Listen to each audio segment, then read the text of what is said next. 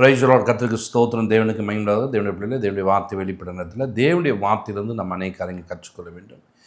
இந்த நாளில் கூட கர்த்தருடைய பிள்ளைகளாக இருக்கிற நாம வேதத்தை வாசிக்கிற நாம், ஒவ்வொரு நாளும் சபைக்கு போய் சத்தியத்தை கேட்கிற நாம், ஒவ்வொரு நாளும் ஒரு சத்தியத்தை கேட்கிறோம். இது யாருக்காகிலும் கொண்டு போய் சேர்க்க வேண்டும் என்ற எண்ணம் நமக்கு இருக்க வேண்டும். நான் படிக்கிற வசனங்கள், நான் கேட்கிற காரியங்களை நான் தேவனுடைய பிள்ளைகளுக்கு சொல்ல வேண்டும். இயேசுவை அறியாத ஒரு ஜனங்களுக்கு இயேசுவை பற்றி அறிவிக்க வேண்டும். அப்படி அறிவிக்கக்கூடிய ஒரு மனிதனாய் நீங்கள் மாற வேண்டும். அதற்காகத்தான் ஆவியானவர் நம்மளை ஒரு கருவியாய் எடுத்து பயன்படுத்துகிறார். இன்றைக்கு சபைக்கு போகிறோம், ஜெபிக்கிறோம், ஏதோ நான் பாடல் பாடுகிறேன் என்று உங்கள் வீட்டுக்குள்ளேயே நீங்கள் முடித்து கொள்ளக்கூடாது. நீங்கள் கற்றுக்கொண்ட சத்தியத்தை மற்றவர்களுக்கு கொண்டு போய் சேர்ப்பதற்கு பிரயாசப்பட வேண்டும். இன்னைக்கு யாருக்குனாச்சும் ஒரு சத்தியத்தை நான் சொல்லிட வேண்டும், ஏதாவது இயேசுவை பற்றி அறிவிச்சிட வேண்டும் என்ற எண்ணம் உங்களுக்குள்ளே உண்டாக வேண்டும். அப்படிப்பட்ட சிந்தை உள்ளவர்களாய் நீங்கள் மாறுவதற்கு ஒவ்வொருவரும் பிரயாசப்பட வேண்டும். இன்றைக்கு ஒரு கூட்டத்தை நான் பார்ப்பேன். அந்த கூட்டம் பாருங்க, எதை கேட்பாங்க, போவாங்க, வருவாங்க, அவ்வளோதான் அவங்களுடைய காரியங்கள் எல்லாம். அதுக்கப்புறம் அந்த காரியங்களை எதுவும் செய்ய மாட்டாங்க. ஆனால் ஆண்டோடைய பிள்ளைகள் பாருங்க, இப்படி இருக்கக்கூடாது. எப்படி இருக்குன்னா, சத்தியத்தை அறிவிக்கக்கூடிய பிள்ளைகளாய் மாற வேண்டும். வேதத்தில் எபேசியர் 6ஆம் அதிகாரத்தில் 19ஆம் வசனத்தை பார்க்கும்போது பார்த்தீங்கன்னா, சுவிசேஷத்து நிமித்தம் நான் சங்கிலியினால் கட்டப்பட்டிருக்கிறேன். அதே 20ஆம் வசனத்துக்கிட்ட பார்த்தீங்கன்னா, நான் தைரியமாக என்ன பண்ணுறேன், சுவிசேஷத்தை அறிவிப்பேன் என்றார். அப்போது சுவிசேஷத்தை அறிவிக்கக்கூடிய ஒரு மனிதனாக மாறுகிறார்.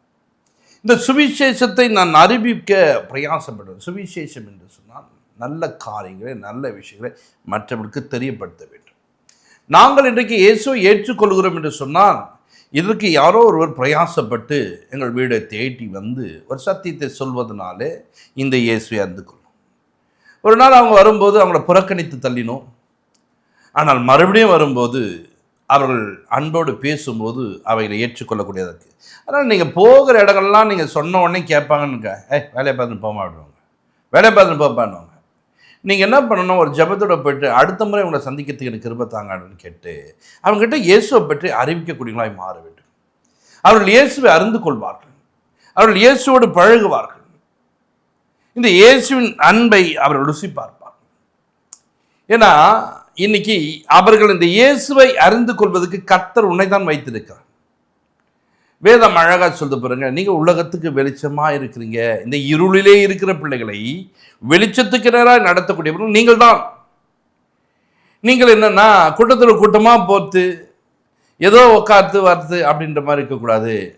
நான் வெளிச்சம், இருளிலே வாழ்கிற பிள்ளைகள். உங்களை அந்தகார இருளிலிருந்து தம்முடைய ஆச்சரியமான ஒளிக்கு வரவழைத்துடைய புண்ணியங்களை நீங்க அறிவிக்க வேண்டும், அதை தெரிவிக்க வேண்டும். இப்போ அழைத்தாரு, நான் வெளிச்சத்துக்குள்ள வந்துட்டேன், ஓகே.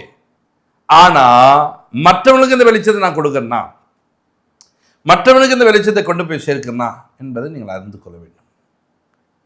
நிறைய நேரங்களில் நிறைய விஷயங்களில் மற்றவர்களை குறித்து பாரப்படுற நீங்கள், அவன் வேலைக்கே போக மாட்டான், அப்படி கஷ்டமாக இருக்குது, அவங்க வீட்டில் ஒரே தொந்தரவாக இருக்குது, இது மாதிரிலாம் பண்ணிட்டு இருக்க அந்த பிள்ளை, இவன் குடிச்சிட்டே இருக்கிறான், அப்படிலாம் பாரங்களை, மற்றவருடைய பாரங்களை ரொம்ப இவங்களை நினச்சாலே கஷ்டமாக இருக்குது. இப்படி நீ சொல்லி கஷ்டப்பட்டுக்காத.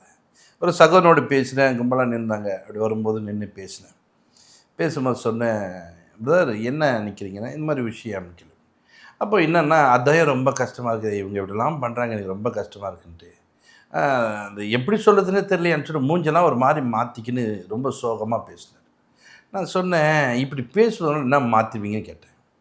இந்த பிரச்சனை எதனால் உண்டாச்சோ அதுக்காக நீங்கள் என்ன பண்ணுறதுமா, ஜெபிக்க கற்றுக்கொள்ளணும். அந்த தம்பியை பார்த்து, அந்த குடும்பத்தாரை பார்த்து சொல்லணும், நீங்கள் கடவுளை தேடுங்க, இந்த பிரச்சனைலாம் இல்லாமல் மாற்றிடுவார், நீங்கள் தேவ சமூகத்தை நாடுங்க, உங்கள் பிள்ளைகளுக்கு அந்த பிரச்சனை வராதபடி எப்படியாச்சும் ஒரு சுவிசேஷம் உள்ள அனுப்பிச்சிருக்கணும். சும்மா பாரங்களை நீ தூக்கி சுமந்துக்குன்னு மனசு கஷ்டமாக இருக்கிறதுனால மாறிடுமா. உன் பிரச்சனையை கொண்டு போய் தேவனத்தில் வை. உன் பிரச்சனை, உனக்கு ஏதோ பிரச்சனையாக பார்க்குறோம், அவங்க என்ன பண்ணு, கொண்டு போய் வருத்தப்பட்டு பாலன்ஸ் வாங்கினா இருப்பாருங்க, அவர்கிட்ட கொண்டு போய், அப்பா இந்த குடும்பத்தை குறித்து எனக்கு ஒரு பாரமாக இருக்குது, இந்த குடும்பம் அப்படி இருக்குதுன்னு சொல்லிட்டு என்ன பண்ண, பாரங்களை தெரியப்படுத்துங்க. என்னன்னா, நீங்கள் கற்றுக்கொண்ட ஒரு காரியங்களை மற்றவர்களுக்கு கொண்டு போய் சேர்ப்பதில்லை. இன்றைக்கு பாருங்க, அநேக மக்கள் உங்கள் வீட்டு பகுதியில், உங்கள் சபையை சுற்றிலும் இருக்க ஜனங்கள் ரட்சிக்கப்படாமல் இருப்பதற்கு நீங்கள் தான் காரணம். நீங்கள் தான் காரணம். இன்றைக்கு யாருக்கு நான் அந்த சத்தியத்தை போய் சொன்னேன்? இந்த சத்தியத்தை சொல்வதற்கு நான் என்ன பிரயாசப்பட்டேன்? நீங்கள் உலகத்துக்கு வெளிச்சமாக இருக்கீங்க. ஒரு டார்ச் லைட்டு வச்சுருக்கணும் பாருங்களேன். நீங்கள் அந்த இருட்டில் வரவனுக்கு கொஞ்சம் லைட் அடிச்சு வாங்கப்பா வாங்க கிராஸ் பண்ணுங்க. அப்போ அவங்க கொடுக்குற ஒரு வெளிச்சத்தினாலே அந்த இருளை அவர்கள் கடந்து போகிறார்கள். இப்போ நீங்கள் சொல்லுகிற வார்த்தையினாலே ஒரு குடும்பம், ஒரு பெரிய பிரச்சனைக்குள்ளே இருக்கிற குடும்பம் பிரச்சனை வெளியே வரும்.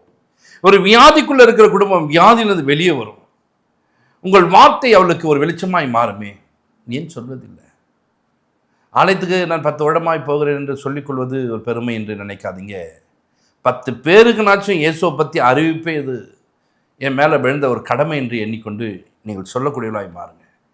இந்த நிகழ்ச்சியை பார்க்கிறவர்கள் எத்தனை பேருக்கு இயேசுவை பற்றி சொல்லி ரட்சிப்பு நேரம் நடத்திருக்கிறீங்க? எத்தனை பேர் ரட்சிக்கப்பட்டிருக்காங்க உன் மூலியமா? சொல்லுங்க. அதெல்லாம் தெரியாதுங்க, அதெல்லாம் தெரியும், எனக்கே தெரியாதுங்க எதுவுமே ஒன்றும். அப்போ என்னத்துக்கு ஒரு சபைக்கு போய் உட்காந்துக்கிறேன்? ஒரு சபைக்கு போனால் சத்தியம் என்ன என்பதை அறிந்து கொள், சத்திய வார்த்தையை பிடித்துக்கொள். எப்பவும் வந்ததும் உட்காந்தமா முடிஞ்சதும் ஓடணுமான்னு இருக்கக்கூடாது. கொஞ்ச நேரம் பாச கூட பேசுங்க. ஐயா நாங்கள் ஜபிக்கணும், என் கற்றுத்தாங்க. சீஷர் அப்படி தானே கேட்டாங்க போயிட்டு. யோனன் சீஷர்கள் ஜபிக்கிறாங்க, எங்களுக்குள்ள கற்றுக் கொடுங்கப்பான்னு கேட்கும்போது அவர் கற்றுக் கொடுக்கிறார். பரமண்டங்களுக்கு பிதாவின்னு சொல்லிட்டு கற்றுக் கொடுக்கிறார். அவைகளை கற்றுக்கொண்டார்கள். அவைகளை கற்றுக்கொண்டதுனால என்ன பண்ணாங்க? தேவனிடத்தில் பேச கற்றுக்கொண்டாங்க. முதல் நீங்கள் என்ன பண்ண? ஜபிக்க கற்றுக்கொள்ளுங்க, பாட கற்றுக்கொள்ளுங்க, ஆராதிக்க கற்றுக்கொள்ளுங்க. சத்தியங்களை நான் எப்படி சொல்வது? இப்போ போகிற வேண்டாம், நான் யாருக்குன்னா சத்தியத்தை சொல்லணும், எனக்கு சொல்லுங்கன்னு சொல்லி கேளுங்க, சொல்லிக் கொடுப்பாங்க. அந்த வார்த்தையின் பிரகாரம் வந்து இயேசு உங்களை நேசிக்கிறார் என்று சொல்லுங்கள். அவர் எப்படி நேசிக்கிறார்? அவர் என்னை இப்படி நேசித்தார், உன்னையும் இப்படி நேசிக்கிறார் என்று சொல்ல வேண்டும். இயேசுவை பற்றி அறிவிப்பதற்கு நீங்கள் பிரயாசப்பட வேண்டும். நீ வெளிச்சமாய் இருப்பதனாலே நீ மறைந்திருக்க கூடாது. மலை மேல் உள்ள பட்டணம் மறைந்திருக்க மாட்டாது என்று சொல்லியிருக்கிறது. நீ எல்லாருக்கும் தெரியக்கூடியவங்க. நான் இந்த இயேசுவை பற்றி என்ன பண்ணல, இன்னைக்கு அறிவிப்பது இல்லை, அறிவிக்கக்கூடிய நான் மாற வேண்டும். அல்லேலூயா. ரோமரில் ஒரு வசனம் பாருங்க, 1:16 பாருங்க. கிறிஸ்துவின் சுவிசேஷத்தை குறித்து நான் வெட்கப்படேன் என்று சொன்னார். சுவிசேஷத்தை குறித்து நான் வெட்கப்பட மாட்டேன், சொல்லிடுவேன், சொல்லக்கூடிய நான் மாறிடுவேன், எனக்கு அதுதான் வேலை, நான் அதை செய்வேன் என்று சொல்லுகிறார். இன்றைக்கு தேவனுடைய பிள்ளைகளாக இருக்கிற நீங்கள் இந்த சுவிசேஷத்தை சொல்வதற்கு நீங்கள் வெட்கப்படுகிறீர்கள், சொல்லாமல் போகிறீர்கள், சொல்வது இல்லை. ஒரு கூட்டம் சொல்லியிருக்காங்க, அவங்கள நான் சொல்லலை. ஒரு கூட்டம் சொல்லாமலே இன்றைக்கு இருக்கிறாங்க பாருங்க. அந்த கூட்டத்தை பற்றி தான் பேசிக்கொண்டிருக்கிறேன். அவர்கள் தன்னுடைய பிள்ளைகளுக்கு சத்தியத்தை சொல்வதில்லை. தேவன் சொல்றாரு, இஸ்ரவேல் மக்கள் கடந்து வரும்போது அவர்கள் கடந்து வந்த பாதையில் இந்த இடத்துல ஒரு 12 கற்களை எடுத்துக்கொள்ளுங்க, அது உங்களுக்கு அடையாளமாக இருக்கட்டும். பின் வரும்போது உங்கள் பிள்ளைகளுக்கு அதை அறிவிங்க. நாங்கள் கடந்து வரும்போது இந்த ஆற்றை கடக்கும் போது தேவன் எங்களுக்கு உதவி செய்தார், அதற்காக நான் அடையாளம் என்று சொல்லுங்கள் என்றார். ஒவ்வொரு காரியங்கள் செய்யும் போது அதனுடைய அடையாளத்தை காண்பிக்கிறாங்க. எதுக்குன்னா உங்கள் பிள்ளைகளுக்கு சொல்லிக் கொடுங்க, இயேசு நல்லவர், இயேசு இப்படி நன்மை செய்கிறான்ட்டு. ஒரு ஊழியம் செய்கிற ஒருவரை பார்த்து அவர் ஐயா சோதரையான்னு பேசினார். பேசிட்டு சொல்லுங்க ஐயா அப்படின்னா, இந்த பக்கம் போகிறீங்களா ஐயா, நான் வரட்டுமான்னு கேட்டார். வாங்க உட்காருங்கன்னு சொல்லி கூப்பிட்டு போகிறேன். நான் ஒரு சாதாரணமாக ஒரு ட்ரெஸ்ஸில் இருந்ததுனால அவங்க பார்த்தாங்க, பாஸ்ன்னு தெரியாது, நான் சாதாரணமாக. அப்புறம் எங்கேயா போகிறீங்க அப்படின்னா, நான் ஊழியம் செய்கிறீங்க, இப்போ ஊழியத்துக்கு வந்துட்டு போகிறீங்க அப்படின்னாரு. எங்கே வந்துட்டு போகிறீங்க? இந்த பகுதி அப்படின்னு கேட்டேன். இந்த பகுதி. அப்போ நான் இருக்கிற ஒரு குறிப்பிட்ட பகுதியில் நான் அந்த பக்கம் போயிட்டு வர இடத்துல சொல்கிறாரு. அந்த பகுதி, அந்த இடத்துல யாருக்கு என்ன இருக்குன்னு. அப்போ எங்கள் பொண்ணு இருக்காங்க, அவங்க எந்த சபைக்கு போகிறாங்கன்னு கேட்டேன். அவங்க சர்ச்சுக்கெல்லாம் போல பஸ், அவங்க இந்து மாப்பிள்ளை இந்து, அவங்களும் இந்து ஆகிட்டாங்க அப்படின்னாங்க. நீங்கள் ஊழியம் செய்றீங்க, உங்கள் பிள்ளை என்ன அப்படி இருக்குது அப்படின்னு கேட்டேன். அது ஏன் கேட்குறீங்க? அவங்க அப்படி தான். எனக்கு உங்கள் மனைவியும் கேட்டேன், அவங்க எங்கே சர்ச்சுக்கு போகிறாங்க? உங்களுக்கு வேறு பிள்ளைங்க இருக்காங்க, மகன் இருக்காங்கன்னு. மகன் அப்படின்னா அவன் குச்சின்னு காமிச்சு. அப்போ என்ன நீங்கள் ஊழியத்தை செய்கிறீங்க? ஊருக்கெல்லாம் ஒரு உபதேசம் பண்ணிவிட்டு என்ன பண்ண, இயேசு நல்லவர், இயேசு பிரச்சனை விடுதலை கொடுப்பார், இயேசு சமாதானத்தை அருள்வார் சொல்லுகிற நீங்கள் உங்கள் வாழ்க்கையில் என்ன பண்ணல, சொல்வதில்லை. ஏன்னா ஒரு கூட்டம் தங்கள் பிள்ளைகளுக்கு இயேசுவை பற்றி அறிவிப்பதில்லை, தங்களுடைய மனைவிக்கு இயேசுவை பற்றி அறிவிப்பதில்லை, தங்களுடைய கணவனுக்கு இயேசுவை பற்றி அறிவிப்பதில்லை. ஒரு அம்மா எனக்கு ஃபோன் பண்ணிவிட்டு, ஐயா எனக்காக ஜெபம் பண்ணுங்கய்யா. என்னம்மா அப்படின்னு, இல்லையா நான் பெங்களூரில் போயிட்டு ஒரு பேய்களை துரத்திட்டு வந்தையா, ஒரு வீட்டில் பெரிய அசுத்தாவினுடைய போராட்டையா நான் ஜம்ப் பண்ணிட்டு வந்தையா அப்படின்னா, சரி மேன் அதுக்கு என்னம்மா இப்போ ஒன்று இல்லை வந்தால் என் வீட்டுக்குள்ளே ஒரே பிரச்சனை இருக்குது, எங்கள் வீட்டுக்காரன் இப்படி இது பண்ணுறான், என்ன பண்ணுறான்னு கேட்டேன். அவன் குடிச்சிட்டு இருக்கிறான், அவன் என்ன பண்ணுறான், என் மேலே ஏறி உட்காந்து என்ன பண்ணுற கும்முன்னு குத்துறான் போட்டு. அப்போது அந்த ஆவியினுடைய தொல்லை எங்கள் வீட்டுக்குள்ளே காணப்படுதுன்னு. அம்மா அவன் வீட்டுக்காரன் ரட்சிக்கப்பட்டானாங்க. இல்லையா நீ எப்படி ஊழியம் செய்யணும்னு கேட்டேன். இல்லையா நான் அப்போதுலேருந்து ஊழியம் பண்ணிக்கேன், நான் கடவுள் தெரியும், நான் அப்படி பண்ணுவேன் அப்படி பண்ணுவேன். பார்த்தியா, முதல்ல உன் கணவனுக்கு சுவிசேஷ அறிவி, முதல்ல இந்த இயேசு அன்பை நீ காண்பி, இந்த இயேசு உன் குடும்பத்துக்குள்ள ஒரு மாற்றத்தை கொண்டு வரட்டும். உன் கணவனுக்கு சொல்ல வேண்டிய காரியங்களை சொல்லு. முதலாக கணவனை நீ என்ன பண்ண, சேர்ந்து ஊழியத்துக்கு போ, கடவுளுடைய காரியங்கள் நிறைவேற்று. அவன் பொல்லாத மனுஷன், அவன்லாம் கேட்கவே மாட்டாங்க. பார்த்தியா, கேட்க மாட்டான். நீ யார் சொல்றதுக்கு, நீ யார் சொல்றதுக்கு? நீ விதைக்க வேண்டியது விதை, நட வேண்டியது நடு. விளைய செய்கிற ஒரு தேவன் ஒருத்தர் இருக்கிறார், அவர் விளைய செய்வார், நிச்சயமா நன்மை செய்வார். உன் கணவனை மாற்றுவார். கண்ணீரோடு அவருடைய பாத்தில் அமரு. அப்பா நீர் என்னை ரட்சித்து என்னை ஒன்றைக்கு என்ன பண்ணீங்க, ஒரு ஊழியக்காரியை மாற்றிருக்கீங்க, நான் ஊழியம் செய்வதற்கு நான் ஆயத்தமாக இருக்கிறேன், ஆனால் என்னுடைய குடும்பமும் இப்படி இருக்காங்கன்ற கொஞ்சம் ஆண்டோடைய சமூகத்தை உட்காந்து பாரத்தோடு கேட்பின்னா, நீர் எனக்கு உதவி செய்யுங்க ஆண்டு, எனக்கு ஒரு அற்புதம் நடக்கட்டும் ஆண்டு, எனக்கு ஒரு மாற்றம் உண்டாகட்டும் என்று ஆண்டுகிட்ட கேளு. நிச்சயமா கர்த்தர் உன்னை கொண்டு ஒரு பெரிய காரியம் செய்வார். நாம் மௌனமா இருக்கக்கூடாது. அந்த குஷ்டரோகிகள் பாருங்கள் சொல்லும் போது, இது நற்செய்தி காலம் அல்லவா, நல்ல விஷயங்களை கொண்டு போய் சேர்க்கிற காலம் அல்லவா, நாம் மௌனமா இருப்பது நல்லது இல்லையே. பொழுது விடிஞ்சிட்டா குற்றம் நம்ம மேல சுமரமே. கவனிங்க, ஒரு நாள் இயேசு வரப்போகிறார். இயேசு வரும்போது ஒரு வெளிச்சம் காணப்படும் போது அநேக ஜனங்கள் அவரை அறிந்து கொள்ள போகிறார்கள். அன்னைக்கு நீ என்ன பண்ண போற? நீ வெளிச்சத்தை கொண்டு வராத மனுஷனாச்சே. வார்த்தை தான் வெளிச்சம். இந்த வார்த்தையை கொண்டு போய் ஒரு வீட்டுக்குள்ள சேர்த்து விடு. அந்த வீட்டுக்குள்ள அந்த வெளிச்சம் உதிக்க ஆரம்பிக்கும்.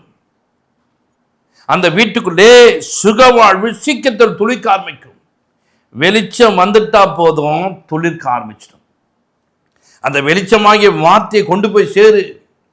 அவர் வீட்டுக்குள்ள காணப்படுற பலவீனங்கள் மாறும், கஷ்டங்கள் மாறும், கண்ணீர் துடைக்கப்படும், வியாதிகளை கர்த்தர் நீக்க வல்லவராக இருக்கிறார். சுவிசேஷத்தை அறிவிக்கக்கூடிய மனிதன் நீங்கள் மாற வேண்டும். மாறினா தான் கர்த்தர் உன்னை கொண்டு ஒரு பெரிய காரியங்களை செய்வார். அதை விட்டுட்டு நான் என்ன சொல்றது நிற்கக்கூடாது. ஒரு சகோதரை பற்றி எனக்கு தெரியும்.